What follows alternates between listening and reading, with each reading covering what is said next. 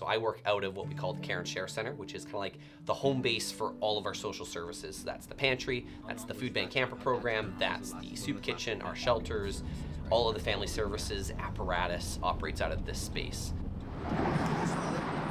All right, how's it going, everyone? My name is Josh Drawheim. I'm the Community Partnerships Coordinator right here at the Chilliwack Salvation Army Care and Share Center. And today I want to show you around. I think a lot of people, I mean, you can see all the cars driving by. Thousands of people drive by here every day and really actually have no idea what's happening here. So I want to take you inside. I want to show you what we do and how we do it and what impact it's having on the community. So let's head on inside. The Care and Share Center has been around about 40 years, but the Salvation Army has been in Chilliwack just about 100 years. 2024 will be 100 years, which is a crazy, crazy number. Clients can receive a hamper once a month, every 30 days. They book an appointment at the front desk in the office here with an intake worker whose job it is going to be to get to know the client, what's their living situation, how many people are in their house, all of that type of thing. And then somebody will actually assemble the hamper based on what they need. So on top of this, we're gonna add all kinds of extra items like frozen meat, dairy items like milk, eggs, cheese. Right now we got peanut butter, we've got deodorant, we do hygiene products, feminine hygiene products, pet food, baby food, sometimes random miscellaneous extras like, man, I think I've told you before where it's like a couple Christmases ago, somebody donated 800 boxes of frozen samosas. Oh my goodness, so many samosas. So everyone's being asked, would you like samosas in your hamper? And that type of thing. So if we come on in here, this is where we actually build those hampers. So if you look on the shelves there, you can see all those food bank staples that we collect, like the miscellaneous soup, the chunky soup, tomato sauce, canned meat, pasta, rice, cereal, all of those type of things. On this wall over here, these items are, we've got a gluten-free section here. And so we try and bring in gluten-free items because we've got a lot of clients who have gluten intolerance, things like that. And so we want to accommodate for that. Does anybody want some deodorant? We have one or two. 1 or 2,000. These hampers, this is like our backstock, right? And people look and they see this like wall of hampers and they're like, why do you have so many hampers built like already?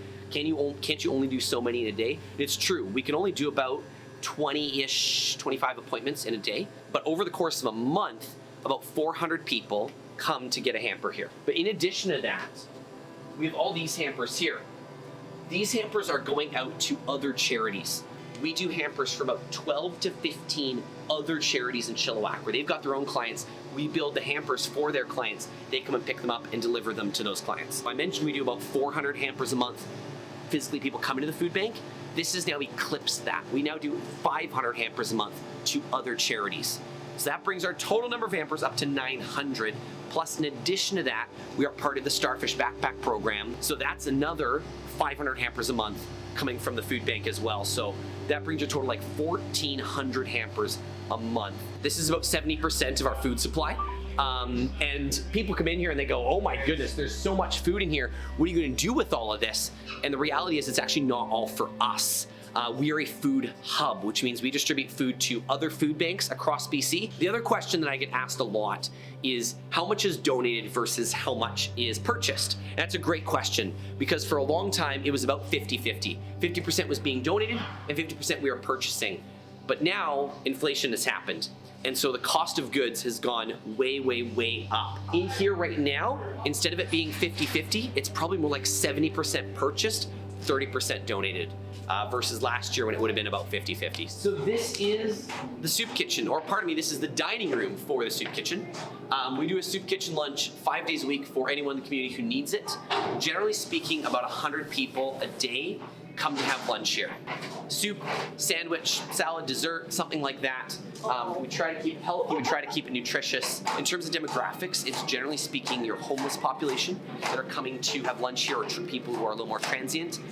That contrasts with maybe the food bank, which is more like low-income families, single-parent families, seniors, a lot of immigrants, that type of thing. So it's two completely different demographics. Coming into food recovery, this is part 1 of the pantry program.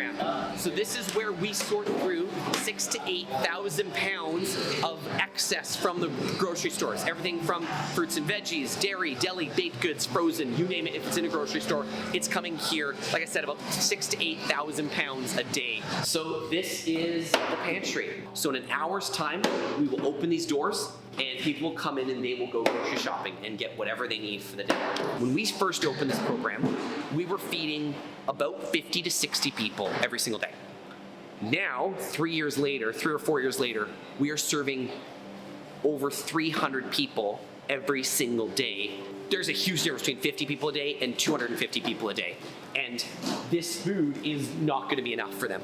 And so what ends up happening is we end up closing early or heavily restricting what you can take. That's why we have signs here that say like 1 item only, because if you're feeding that many people, you can't just let people take as much as they want. Here's where we put all the fresh produce. We've got our baked goods. The frozen goes in the freezer here.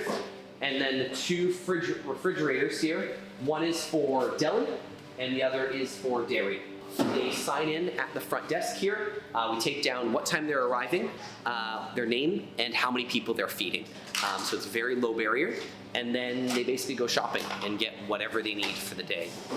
When you think about the type of people that would come and use a service like this, I think there's a bit of a misconception. I think there's a perception in the community that the Salvation Army helps homeless people, which is like objectively true. That's why we have outreach, shelters, soup kitchen, all of that is geared towards that super vulnerable population. But what use does a homeless individual have for fresh produce? And so the people that are coming here are the different demographic. These are people who have jobs, cars, apartments, lives. Because the cost of living, they can't make ends meet. The biggest point about all of the people coming to use the pantry is to look at them, you wouldn't go, oh boy, that person's someone who really needs the food bank. They've done the right things. They've taken the steps that we would say, oh, if you want to be successful, these are the things you need to do.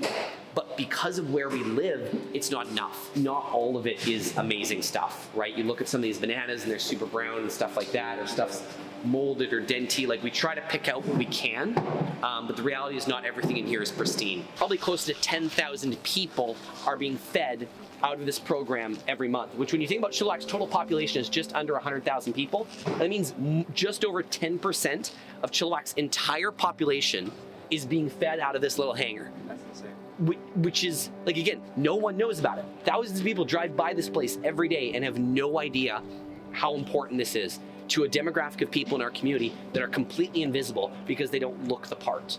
Yeah, I'm super passionate about what's happening here because I just think it's amazing.